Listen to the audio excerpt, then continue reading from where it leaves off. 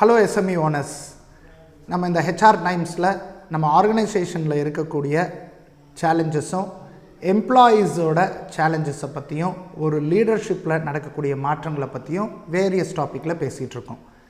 இன்றைக்கி நம்ம பேசுகிறது ஒரு குவாலிட்டி ஆஃப் ஒர்க், அந்த குவாலிட்டி ஆஃப் லைஃப் எப்படி இருக்கணும் ஆர்கனைசேஷன் கான்டெக்ட்ஸ்குள்ளே. ஒரு ஆர்கனைசேஷனில் அந்த quality of life and quality of work அப்படின்றப்ப நம்ம சில பேராமீட்டர்ஸ் பார்க்க வேண்டியது இருக்குது. ஏன்னா ஒரு ஆர்கனைசேஷனுக்கு வரதே எதுக்கு அப்படின்னா கொஞ்சமாக சந்தோஷமாக இருக்கணும் அப்படின்றது தான். அந்த சந்தோஷம் இருக்கும் பொழுது தான் அந்த குவாலிட்டி ஆஃப் ஒர்க், அந்த குவாலிட்டி ஆஃப் லைஃப் நம்மளோட ரொம்ப வருஷமாக இருப்பாங்க. இப்போ சில நேரத்தில் நீங்கள் உங்கள் எம்ப்ளாயீஸ் ஏன் 10 வருஷமாக 15 வருஷமாக உங்களோட இருக்காங்க அப்படின்னு எடுத்து பார்த்தீங்கன்னா கண்டிப்பாக அதுக்கு உங்கள் ஆர்கனைசேஷனில் நீங்கள் கொடுத்துருக்க இம்பார்ட்டன்ஸ் இருக்கும், அவங்களுக்கு நீங்கள் கொடுத்துருக்க வேல்யூவான சில பொசிஷன்ஸ் இருக்கும், அவங்கள நீங்கள் எப்படி பார்த்துக்கிறீங்கன்றது இருக்கும். இதை கொஞ்சம் டீட்டெயிலாக நம்ம பார்ப்போம். குவாலிட்டி ஆஃப் ஒர்க் லைஃப்பில் நம்ம முக்கியமாக பார்க்குறது என்னன்னு பார்த்தீங்கன்னா அடிக்குவேட் அண்ட் ஃபேர் காம்பன்சேஷன்ஸ் நம்ம கொடுக்குறோமா அப்படின்னா என்ன? ஒரு ஆர்கனைசேஷனில் நம்மளை நம்பி தான் அவங்க இருக்காங்க, நம்மளோட சேர்ந்து வரும்பொழுது அவங்க வாழ்க்கை தரமும் இம்ப்ரூவ் ஆகிக்கிட்டே வரணும்.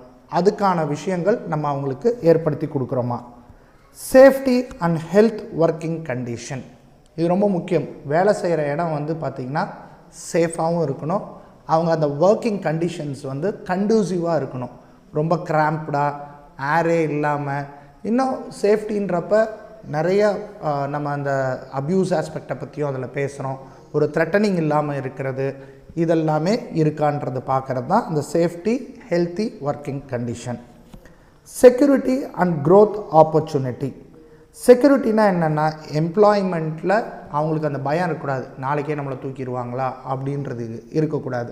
ஸோ அந்த ஒரு செக்யூரிட்டியும். தென் க்ரோத் ஆப்பர்ச்சுனிட்டி, அடுத்தடுத்தது அவங்க கற்றுக்கிறதுக்கும் அடுத்தடுத்தது அவங்க முன்னேறி போகிறதுக்கான விஷயங்களும் அந்த க்ரோத் பாயிண்ட் இருக்கா? சில நிறுவனத்தில் க்ரோத் பாயிண்ட் எப்படி இருக்குன்னா பொசிஷன்ஸில் வராது, ஆனால் வேரியஸ் ஸ்கில்லை கற்றுக்குவாங்க. அந்த மாதிரி வேரியஸ் ஸ்கில் கற்றுக்கும் பொழுது அவங்களுக்கு என்ன நம்பிக்கை இருக்குன்னா, வாவ், எனக்கு இங்கே வந்த நான் வரும்பொழுது எனக்கு ஒரு ஸ்கில் தான் இருந்தது, இப்போ ஆனால் நான் 4-5 ஸ்கில் வச்சுருக்கேன், அது மூலமான எனக்கு ஒரு க்ரோத் பாயிண்ட்டை நான் பார்க்குறேன் அப்படின்றதும் இருக்குது.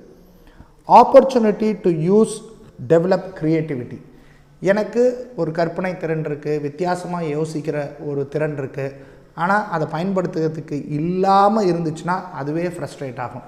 அந்த பயன்படுத்துறதுக்கான ஆப்பர்ச்சுனிட்டி அந்த ஒரு நிறுவனம் கொடுக்கும் பொழுது அவங்களுக்கு ரொம்ப இன்னும் உற்சாகமாக இருக்கும், இன்னும் அந்த நிறுவனத்தோட பயணம் செய்கிறதுக்கு ரொம்ப விருப்பப்படுவாங்க. Respect for individuality and personal ரைட்ஸ்ன்னு சொல்கிறோம்.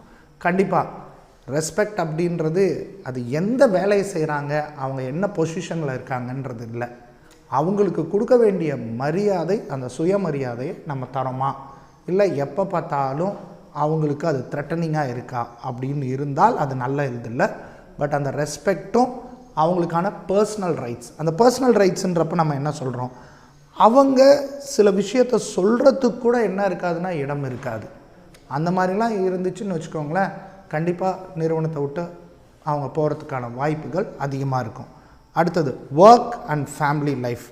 கண்டிப்பாக இன்றைக்கி இருக்கக்கூடிய ஒரு சூழ்நிலையில் பார்த்திங்கன்னா நிறைய பேர் ஃபேமிலியை விட்டு வெளியே போய் இருக்க வேண்டியதாக இருக்குது.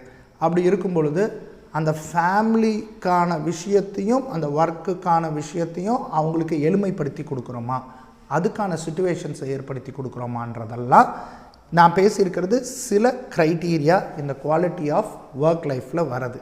இது உங்கள் நிறுவனத்தில் நீங்கள் பண்ணுறீங்களான்னு பாருங்கள். அப்படி பண்ணலன்னா எந்த பாயிண்ட்டை பண்ணலையோ அது செய்ய முயற்சி எடுங்க. அப்போ உங்கள் எம்ப்ளாயீஸ் உங்களோட அதிகமாக இருப்பதற்கு வாய்ப்புகள் இருக்கிறது. கண்டிப்பாக அந்த வீடியோ உங்களுக்கு பயனுள்ளதாக இருக்கும்னு நம்புகிறேன். Please, for any training program and for consultancy, feel free to call us. We'll be there to help you. Thank you.